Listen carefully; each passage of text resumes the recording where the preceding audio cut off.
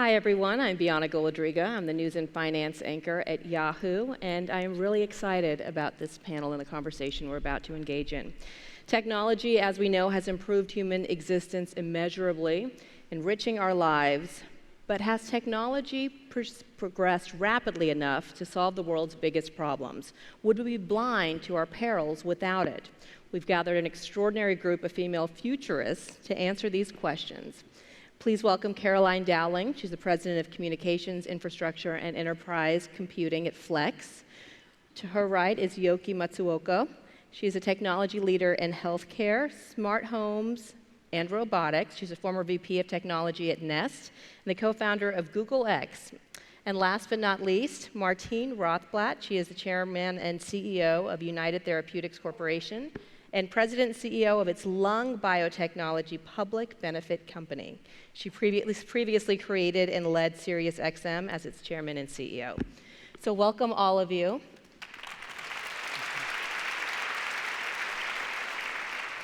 Caroline, let me begin with you, because it's no wonder when we look at so many books and movies based on the future, they're all ominous and scary and dire. You think of Mad Max. We're constantly being warned of the consequences of irreversible climate change, specifically shrinking resources and land combined with a growing population. In fact, the United Nations predicts that there will be close to 10 billion people on the planet by 2050. That's not so far away. Food production has to increase by 70%, and this has to happen in spite of fewer resources, specifically water. Talk about the work that Flex is doing on the technology side to address these issues, specifically Farm 2050. Sure, yeah. Flex is actually one of the founding members of Farm 2050, along with many other technology leaders in the industry.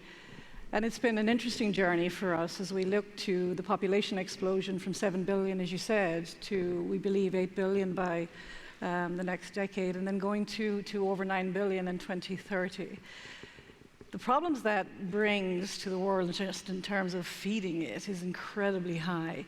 We have drought problems not just in Africa, as we heard over the last number of days, and Sudan, but equally in California. We're into our 5th year of a water shortage. So just the whole challenge of irrigation is actually a problem itself. You go across the globe to Asia and you think about what it takes to feed the populations in Malaysia, where the Malaysian government is a great example. They actually have to import about 75% of the rice required to support their people and feed them.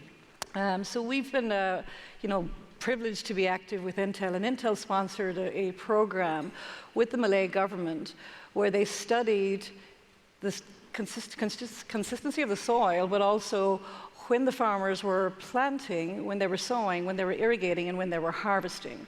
And they embedded sensors, technology, into the soil. They equipped the farmers with technology that would allow them to optimize when they should irrigate the land, when they should sow, when they should plow, and when they should actually harvest. And the results have been astounding. It's a small sample, it's 2 farms, but our Intel has increased productivity by 50%. And I think that just with the embedded sensor technology in itself, with connecting that to the compute world, with taking data analytics and being able to feed that back into the farming community and helping them to step it up. And if you think about the future of farming itself, we will have smart cows. And what I mean by smart cows, and when I heard about this one first, actually, I wasn't sure if I was getting insulted or not. But it was somebody just mentioned to me, we're going to have cows that will be sending text messages. And I'm like going, okay, you got to explain that one a little bit more for me. But basically, the cow is pregnant, and it'll actually send the message to the farmer that it's ready to give birth. It's just incredible which embedded technology again. You look at the drones will actually be taking care of monitoring what's going on in the farm itself. Tractors will be autonomous and self-driving. So all of this is driven by technology.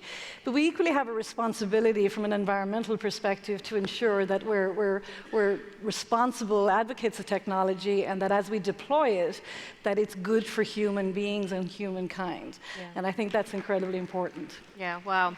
How far we've come from a simple moo now to cows sending text messages. Yoky, of course, it's not just Flex alone. Business always seizes opportunities, specifically in times of crisis. This could add trillions of dollars to the economy, millions of jobs, if, of course, approached in the right way and directly. We're just talking about a few decades from now, not centuries. Are we ready as a global community for this seismic shift in industries?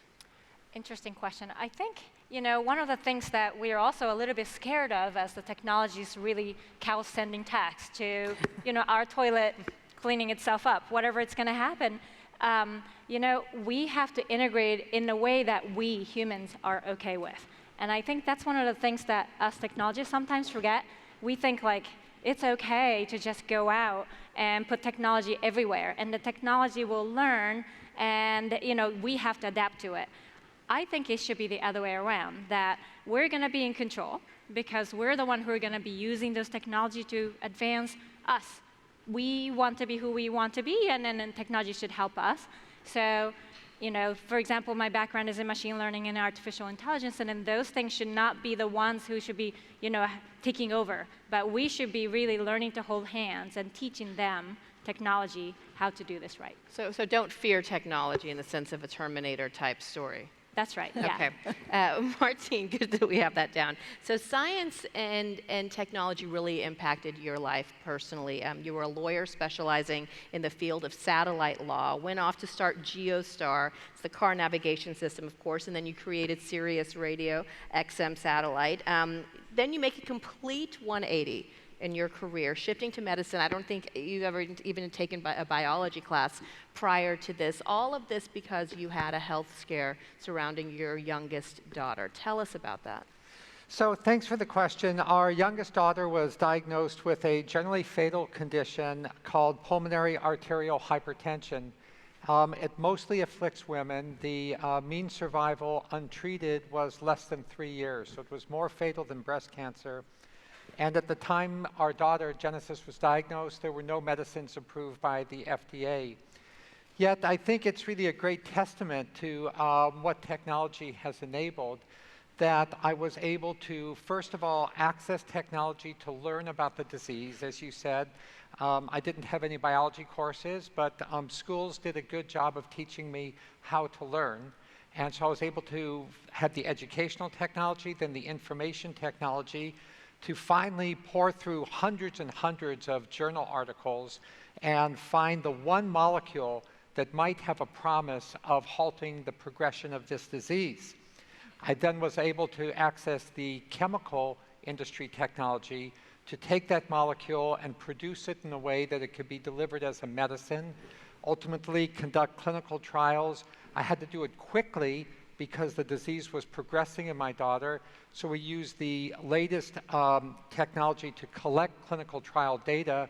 It was not exactly cows sending texts, but we did have nurses sending texts automatically from tablets when data was being collected on the patients reporting in our clinical trials. And ultimately, we were able to get our medicine approved. Today, Genesis is 30 years old, our daughter, healthy and working at our company. And maybe even more amazing is that 30,000 women are alive today living with pulmonary hypertension because of all of these medicines. That's fantastic.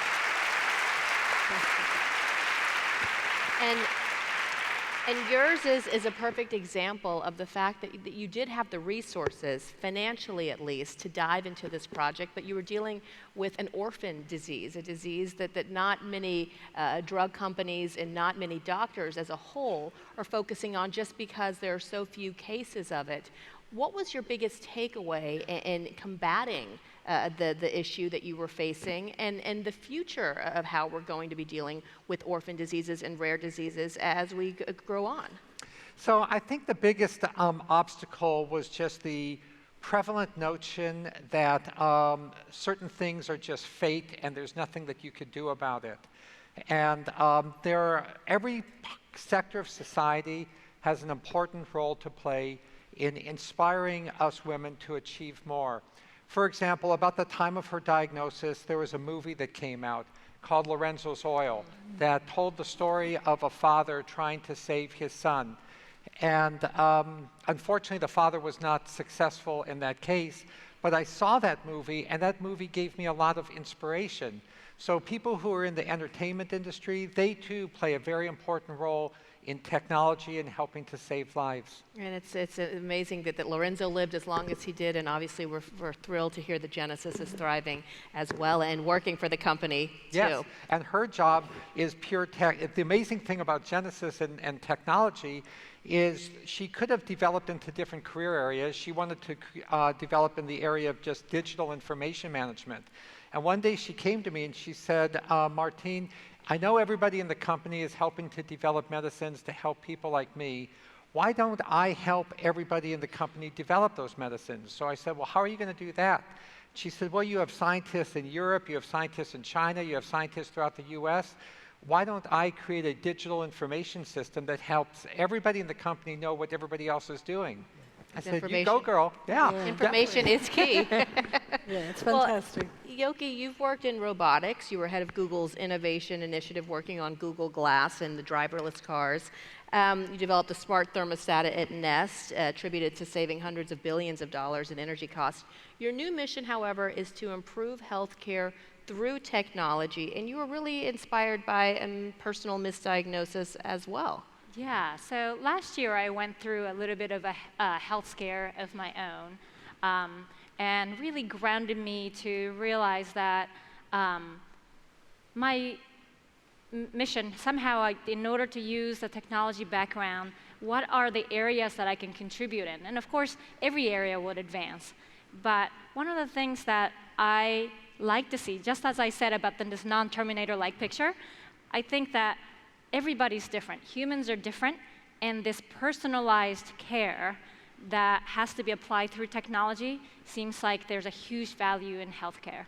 So combining and motivated by my own last year's background, but just as we said, orphan disease.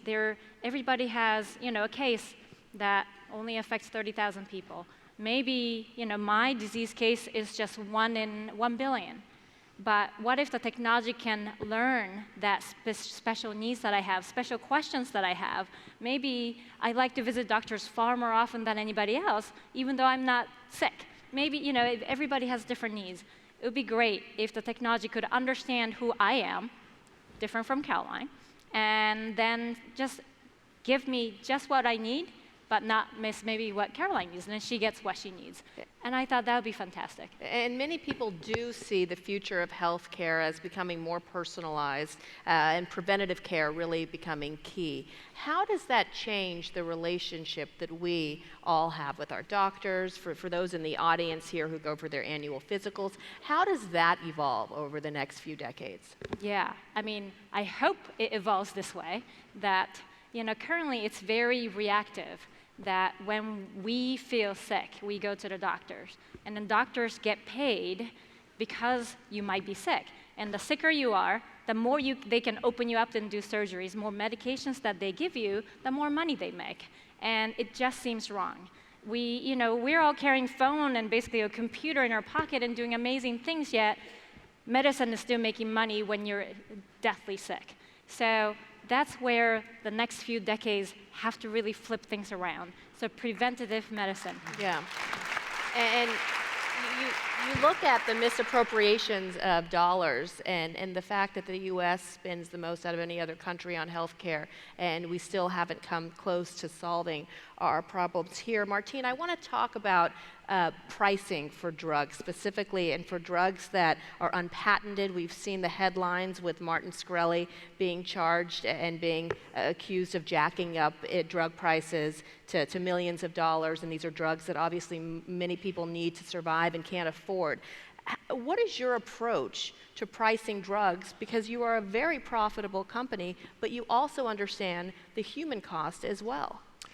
Yes, I don't want to say that our company is better than other companies or stuff like that, but I'll just point out a few kind of factoids.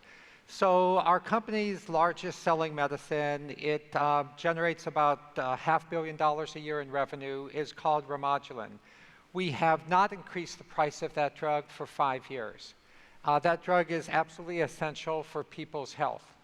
Of course, I have had people ask me, we're a publicly traded company, why don't you increase the price of the medicine? And I say to them, why? And I said, our costs have not gone up in producing the medicine. We have plenty of profits to pursue research and development.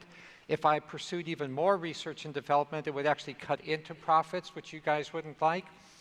And some of them are actually bold enough or politically incorrect enough to say, because you can. And unfortunately, that is the law in the United States, that we're the only OECD country that pharmaceutical companies can set any price they want for their drugs, and it is actually illegal for the government to negotiate and set any kind of a cap. So you can't, in a sense, in a legal sense, you can't blame drug companies from setting higher and higher prices.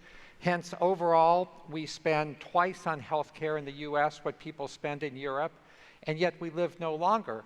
Well, I mean, a reason is obvious. We price our drugs at twice the price that people price them in Europe. It's no mystery there. So our own approach is just, we're guided by doing the right thing.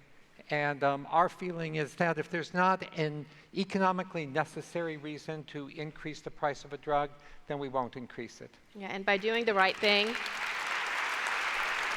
and you've proven that by doing the right thing, you can still reap the benefits. I'm proud to say that Martine, a couple of years ago, was noted as the highest paid female executive in this country, and while still doing the right thing. So yes, that deserves a round of applause. Caroline, I read a promising statistic that 21 countries, including the US, have fully decoupled their economic growth from carbon emissions, meaning that in those countries, GDP has gone up, carbon pollution has come down. But many say that with this comes more income inequality within those countries. We were talking about this backstage as well. You know how this scares the middle class, and you can't blame them for being scared and fearful of losing their jobs as new economies develop here and new training is required. How do you correct the imbalance, or can you, going forward, between the haves and the have-nots in a country that thrived traditionally on a middle class like the US? Yeah, it's very difficult and it's a complex question. When you think through, what's gone on historically, we're in our fourth industrial revolution. You go back to the 1750s and you think about the poverty, sanitization, penicillin didn't exist. When these came through, it did increase the quality of life, the longevity. People are living today to be average worldwide of about 65 years old. 100 years ago, the average was 47. So that's a global stat. So indeed, technology is driving longevity into life, but there is no doubt that there is a wider gap between the haves and the have-nots today, and that continues to increase worldwide. When you look at technology, can it help? Absolutely. I think you already addressed from a healthcare perspective, as we've just been talking about. Recently, significant flooding going on in India, and we have a lot of employees over the last, in that region in Bangalore and Chennai, where they couldn't physically either get out of work or come to work.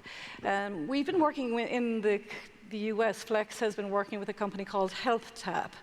They had not yet gone global, but we actually asked them to get the application worldwide for us or into India immediately. And they were able to give access to some of the poorest stricken areas in these regions to healthcare over video. And we, in our own sites there, we basically facilitated video conferencing, accessing to doctors everywhere in the world.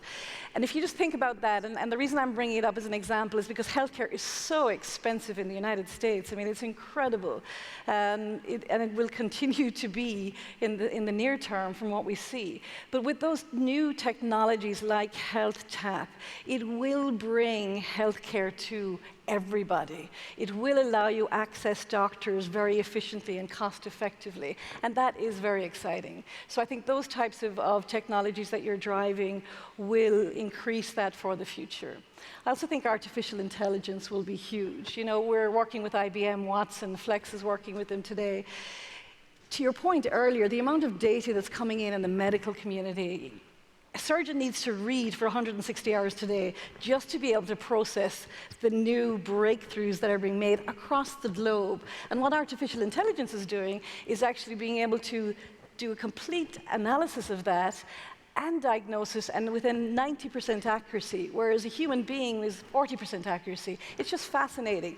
That, in addition, will drive down the cost of healthcare and help us to maybe at least be able to take the most poverty-stricken people in the world and help their lives. Technology in the information age over the past 20 years, according to McKinsey's, has taken 700 million people off of the poverty line and increased their lifestyle. And I would genuinely hope for all of us, and that we would take responsibility to drive the next fourth revolution so that we will make sure that we spread it evenly in terms of solving big poverty, solving water shortages, solving human problems. When we talk about people going missing in Mexico, getting kidnapped, I mean, it's our responsibility to take those technologies now and collectively together make sure we deploy them in the right way. And of course, that all sounds optimistic. It's funny, you say revolution, and being a journalist, I think of Bernie Sanders now covering an election cycle. I am European, so I'm right. a socialist. Caroline, thank you for that, but you also have to think, Yoky, with technology, with advancements, come questions of privacy and security. Hacking, driverless cars, accuracy. You see what's happened with Apple and the FBI. Is it going to have to be a case where it's either or? Do we have to give up our privacy and security for more efficiency in the future? Okay, well, let me preface it by saying this is just my point of view. Privacy is a very tricky place, and different people have strong opinions in both directions. You know, my belief overall is that, again, somehow the central theme, people are different. Some people want to give up their privacy to help and then get to know more information about themselves, as well as to help, you know, in order to have some knowledge about where you're ranked, how you're like compared to other people with similar genetic background. You have to give out your data to get that information, right? Some people have to be giving that information. So from that point of view, the more you opt in, the more you would get back. So some people may decide simply that, you know what, I don't need to know, I like to keep privacy, and those people should be able to keep their privacy. But other people who want to give more should be able to get more information back, and that should be the incentive for more people to, you know, give away those information so that big data can be in the cloud and a lot of people can access and make advances in medicine and everything else. So giving people the optionality is your rationale going forward. But I'm sorry. Of course, but policymakers, everything has to get involved, and it's going to be a very complex thing, not as simple as I made it out to be. It's evolving faster than the laws are being written. Martine, let me ask you about a woman in technology, because unlike anyone else, you've seen the industry through the lens of both being a male executive and a female executive. You were born male, came out as transgender in 1994. 2 years ago, as we mentioned, you were considered the highest paid female executive in this country. We continue to see disparities, specifically in the STEM sector, when it comes to men and women, with the jobs they achieve and with the way they're treated, and also obviously the pay scale. Talk about your personal experience having seen both worlds, and is there a big difference? So there definitely is a big difference. I mean, it's beyond a shadow of a doubt when you've had, if you just start with, say, the leadership of the company, of the country, because all our companies are under the country. So for like 225 years, the country's been led by a man, even though 50% of the people are women. So I mean, it's obviously that, you know, there's a huge difference. Women are just a small percentage of Fortune 500 CEOs. Our company has 30% female board members, but we should do better. It should be 50%. So there's definitely is a huge gap. I like to consider myself a STEMinist, instead of just a feminist. And we do everything we can to support women in science, technology, engineering, and mathematics. For example, our entire company has adopted as its cultural program a worldwide program of encouraging women in STEM activities called FIRST Robotics. FIRST is an acronym for Inspiration and Recognition in Science and Technology. More than a third of all of the participants at the elementary school, junior high school level in FIRST Robotics are girls and young women. And it's amazing when you go to these championships and see young girls in their teens and younger participating, building robots. So I think I'm so grateful to Tina Brown for organizing seminars and symposia like this where we can cast more light on the need for more women to be involved in STEM. Ultimately, I think that in the biological fields, there's a slightly higher percentage of women than there were in the non-biological sciences.